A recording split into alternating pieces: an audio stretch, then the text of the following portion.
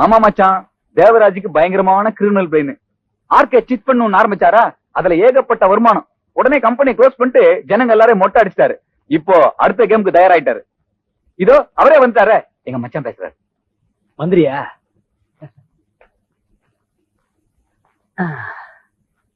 Hello, வணக்கம். மந்திரியா? சந்தோஷம். நீ எல்லாம் மந்திரி ஆகிறதுக்கு முன்னால என்கிட்ட பேசிட்டு இருப்ப. இப்ப எல்லாம் மச்சான் கிச்சான்னு உறவுக்காரங்கிட்டயா பேசிட்டு இருக்க. நான் என்ன ஆஃப்டர் ஆல் கோர்ட்ல ஐபி கொடுத்தவன் தானே. அதான் மந்திரியோட மச்சானையும் டிஎஸ்பி புள்ளையும் கூட வச்சிட்டு இருக்கேனே.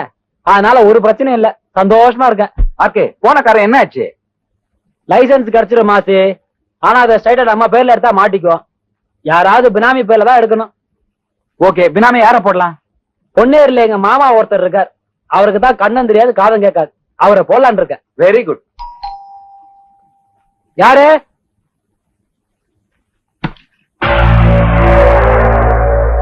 என்ன தம்பி, நீ எப்படி இங்க?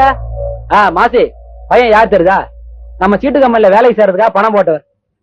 கம்பெனி திவாலான உடனே நம்மள மாதிரியே கஷ்டப்படுறாரு பாவம். சீட்டு கம்பெனி எப்படி திவாலாச்சுன்னு எனக்கு தெரியும். கொஞ்ச நாளாவே நான் உனக்கு தேடிக்கிட்டு இருக்கேன். கொள்ளை அடிச்சு மறைச்சு வச்சிருக்கேன். பணம் அது அப்பா ஜனங்களோடது. மரியாதை திருப்பி கொடுக்கலன்னா விளைவுகள் விபரீதமாயிடும். ஏன்பா குருன்னு வந்து படபடன்னு பேசுற? நானும் 4 பேர் நல்லா இருக்குன்னா சிட் பண்ண ஆரம்பிச்சேன். என்ன பண்றது, கம்பெனி படுத்துருச்ச, தலைக்கு மேல நஷ்டம். சரின்னு எல்லாத்தையும் கோர்ட்ல ஒப்படைச்சேன். அவன் என்ன ஐபின்னு சொல்லிட்டான். ஐபின்னா தெரியுமில்ல, போண்டி, மஞ்ச கருதாச்சு. எவனுக்கு நான் காலெல்லாம் திருப்பி கொடுக்க வேண்டிய அவசியம் இல்லப்பா. என்ன எவனும் ஒண்ணும் பண்ணிக்க முடியாது. 5 ஸ்டார் ஹோட்டல் உட்காந்துக்கிட்டு ஸ்காட்ச் குடுக்கிற ஐப்ப நான் இன்னைக்கு தான் பாக்குறேன். ஊரா விட்டு காசை கொள்ளை அடிச்சு இப்படி வாங்கிட்டு வெக்கமா இல்ல? என்ன கலாட்டா பண்றியா? உன்னை கொண்டு வந்து சேர்த்தவன் மாற வேண்டாம். அவனை யாரோ காலி பண்ணிட்டாங்க. அப்புறம் என்ன வந்து கத்திட்டு இருக்க? நிறைய கோர்ட் இருக்கு, கேஸ் போட்டுக்கு போ. நான் எதுக்குடா கோர்ட்டுக்கு போகணும்? வெளியே இருந்து அவனை கவனிச்சுக்கிறேன். நீ வேணும்னு ஐப்பன்னு முத்திர குத்திக்கிட்டு இருக்கல. உன் மொத்த சொத்துக்களும் யார் யார்கிட்ட எங்க என்னென்ன பேர்ல இருக்குன்னு எனக்கு தெரியும். உன் தப்புக்கெல்லாம் சாட்சி என்கிட்ட இருக்கு. அதை வச்சுக்கிட்ட நான் உன்னை ஒழிக்காம விட மாட்டேன்.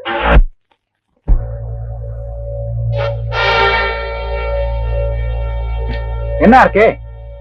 சந்தோஷம்.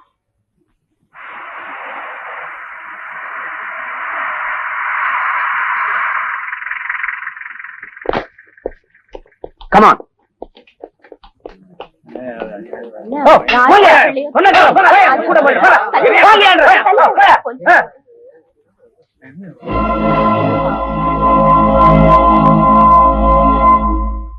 சார், என்ன நீங்க மட்டும் தனியா வந்திருக்கீங்க? எங்க இந்த ஜனாபைய எங்கேயாவது ஒழிஞ்சிட்டு இருக்கானே? அவன் ஒரு விளையாட்டு புள்ள சார். ஜெயிலுக்குள்ள இருக்கிற நானே எவ்வளவு சந்தோஷமா இருக்கேன். அப்படியே இவன் என்ன வெளியே கொண்டு வரணும், காப்பாடணும்னு கடன் குதிக்கிறான். கொஞ்சம் விட்டா நான் தான் இந்த கொலையை பண்ண, என்ன தூக்கி உள்ள போடுங்கன்னு சொன்னாலும் சொல்லுவான். வக்கீல் சார், உங்ககிட்ட ஒரு முக்கியமான விஷயம் சொல்லணும். இந்த ஜனாபையில பாத்தீங்கன்னா அவங்க கிட்ட சொல்லுங்க, ஜனா உன் தங்கச்சிக்கு கல்யாணம் பண்ணி கொடுக்கணும், வெளியே வாங்கின கடன் எல்லாம் அடைக்கணும். இந்த மாதிரி பொறுப்பான வேலையெல்லாம் இருக்கிறப்ப சும்மா சும்மா இந்த நரேந்திர பையில பாக்கிறதுக்கு ஜெயிலுக்கு போகாதுன்னு சொல்லுங்க. என்ன சொல்றீங்க? நீ சொன்னதெல்லாம் சொல்றதுக்கு அவன் இல்லப்பா. என்ன என்ன சொல்றீங்க? இன்னைக்கு காலையில ரயில்வே டிராக்ல அவன் பாடிய பார்த்தாங்க.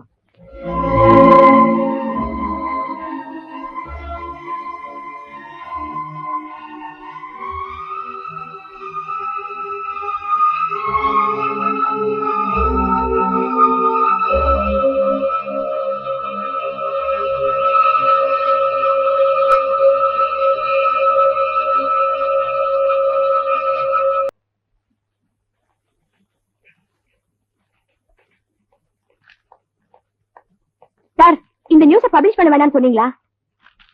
ஆமா சார், இன்னைக்கு வந்தாக்கா உண்டு. கொஞ்சம் லேட்டான கூட வேற பத்திரிகையில வந்துரும். வரட்டுமேமா. என்ன சார் இவ்வளவு சாதாரணமா சொல்றீங்க?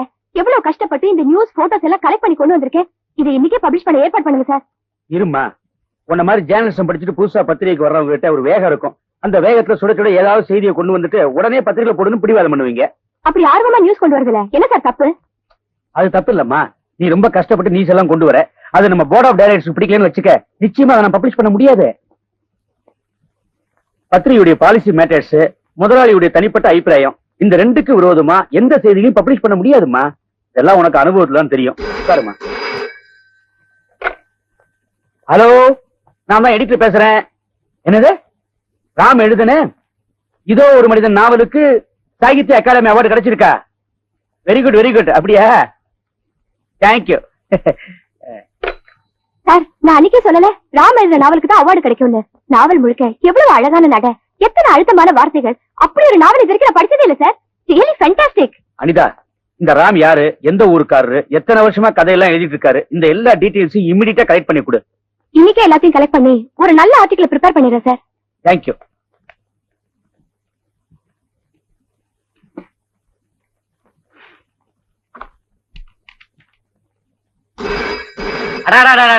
ஒரு புத்தகத்துக்கு அவார்டு வந்துடக்கூடாது. எல்லாரும் அதே புத்தகத்தை கேட்டு அலைவாங்க. ஹலோ, என்ன ஒரு நிமிஷம். உங்களுக்கு என்ன ராம் நரேந்திரா எழுதுன ஏதோ ஒரு மனிதன் தானே வேணும்? அது அவுட் ஆஃப் ஸ்டாக். இன்னைக்கு போயிட்டு நாளைக்கு வாங்க. சொல்லுங்கம்மா. சார், ராம் நரேந்திரன் எழுதின வேற புத்தகம் ஏதாவது இருக்கா? அவர் எழுதுனது ஒரே ஒரு புத்தகம், இதோ ஒரு மனிதன். அது அவுட் ஆஃப் ஸ்டாக். நீங்க போயிட்டு அடுத்த வாரம் வாங்க சார். சடாச்சரம் வாசல் ஒரு போர்டு எழுதி வை. ராம் நரேந்திரன் எழுதின இதோ ஒரு மனிதன் அவுட் ஆஃப் ஸ்டாக்னு. சொல்லுங்க மேடம். எக்ஸ்கியூஸ் மீ, சொல்லுங்க. மிஸ்டர் ராமுடைய அட்ரஸ் தானே? எழுதிங்க. Mister Ram, care of advocate PA. Chandrasekhar, number 7 Vaithiyaraman street, T Nagar, Madras 17. அடடே, நீயா? என்னம்மா புருஷனை பிடிக்கல, டைவர்ஸ் வேணும்னு வாங்கி கொடுத்தேன். இப்ப என்ன சேரணுமா? வா, சேர்த்து விடுறேன். குளிர்காலம் தனியா இருக்க முடியாது. என் தொழில் எவ்வளவு கேவலமா போச்சு. யார் நீ? சார், நான் ஒரு பத்திரிகை ரிப்போர்ட்டர். நாவலாசிரியர் நரேந்திரனை பார்க்கணும். முதல்ல வெளியில போ, வெளியில போ. இந்த வீட்டுக்கார கிளவிய சொல்லணும். தெருவுல போறவங்க வர்றவங்க எல்லாம் மாடிக்கு அனுப்பிச்சிடறா. நீங்க வந்து நரேந்திரனை பார்க்கணும், சுரேந்திரனை பார்க்கணும். இங்க ஒரு வயலும் கிடையாது. முதல்ல வெளியில வா. வந்துட்டாளுங்க. கமலக்கண்ணா, முட்டை ஆம்லெட் ரெடியா? சும்மா அவசரப்படாதீங்க. நானும் காலையில இருந்து கோழி எடுத்து உட்காந்துட்டு இருக்கேன். இன்னும் முட்டை போடல. உங்க அவஸ்துக்காக நானா முட்டை போட முடியும்? அட முரட்டு மூதேவி, ஓ முட்டை எவன்டா திம்பா? என்ன இன்னும் நீ போவே இல்லையா? சார், நான் ஒரு ஜேர்னலிஸ்ட். Mister நரேந்திரனுடைய fan. நீங்க திட்டினாலும் சரி, கத்துனாலும் சரி, இன்னைக்கு பூரா இங்கேயே இருந்து அவரை பார்த்துட்டு தான் போவேன். பத்திரிக்கை நிருபரா? உன் பேர் என்ன? அனிதா. இப்ப நீ நரேந்திரனை பார்க்கணும், அவ்வளவுதானே? ஆமா சார். அதுக்கு மட்டும் நீங்க பர்மிட் பண்ணீங்கன்னா I'll be extremely grateful to you. நரேந்திரனை நீ பார்த்தாச்சு. இப்ப நரேந்திரன் கிட்ட தான் பேசிக்கிட்டு இருக்கிற. சார், ஆமாம்மா, நாவலாசிரியர் நரேந்திரன் நான் தான். நிஜமாவா சார்? சார், என்னால நம்பவே முடியல. வேணா கற்பூரம் வாங்கிட்டு வா, சத்தியம் பண்றேன். நான் தான்பா நரேந்திரன்றேன். I am a leading criminal lawyer with 30 years practice. ரிலாக்ஸேஷனுக்கு தாமா இதெல்லாம் எழுதிக்கிட்டு இருக்கிறேன். சார், அப்ப அந்த நரேந்திரங்கிறது என்னோட புனை பெயர். சார், இது உங்க முதல் நாவலா? என்ன கேட்டா? 301வது நாவல். 300 எழுதி பரணையில போட்டிருக்கேன். வெளியில சொல்லிடாத, பப்ளிஷர்ஸ் எல்லாம் வந்து உச்சர வாங்கிடுவாங்க. சார், இந்த அவார்டு வாங்கின நாவலுக்கு அப்புறம் வேற ஏதாவது எழுதுறீங்களா? புதுசா ஒண்ணு எழுதிட்டு இருக்கேன், அது வாட்டுக்கு போயிட்டு இருக்கு. பேர் என்ன சார்?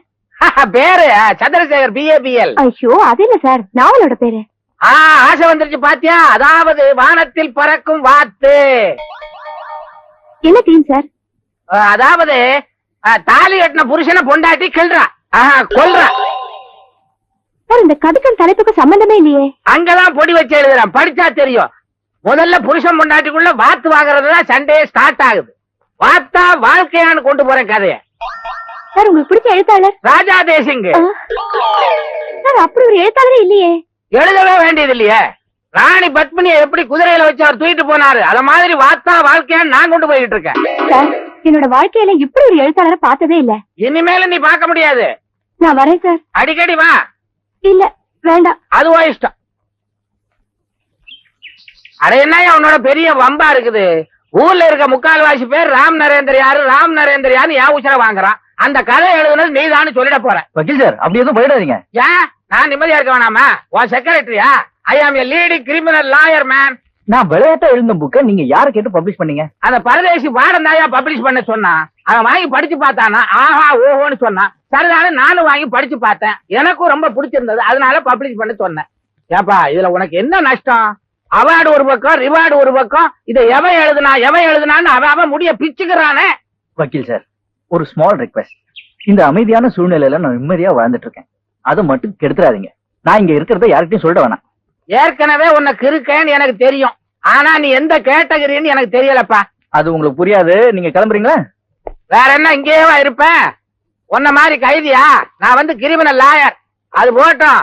நீ எழுதுனியே, அதுக்கு ராயல்டி குவியுது. அந்த பணத்தை என்ன பண்றது? அது ஏதாவது ஒரு அனாதை ஆசிரமத்துக்கு எழுதி வச்சிருங்க. வெளியில வந்தா நீ அனாதை ஆயிடுவியே. நான் சொல்றபடி கேளு. மனசுல தோன்றதெல்லாம் எழுதிக்கிட்டே இரு. நான் அதை காசாகிட்டே வர்றேன். பின்னால நீ வந்தீன்னா சட்டத்தையே காணோம். இந்த மீசை இன்னும் கொஞ்சம் வளர்ந்துச்சுன்னா அப்படியே இழுத்து முடிச்சு போட்டுலாமே. அட பாவி, அவன் மீசையை முறுக்குவான், இவன் எவன் மீசையில முறுக்கிட்டு இருக்கான். இவனை திருத்தவே முடியாது.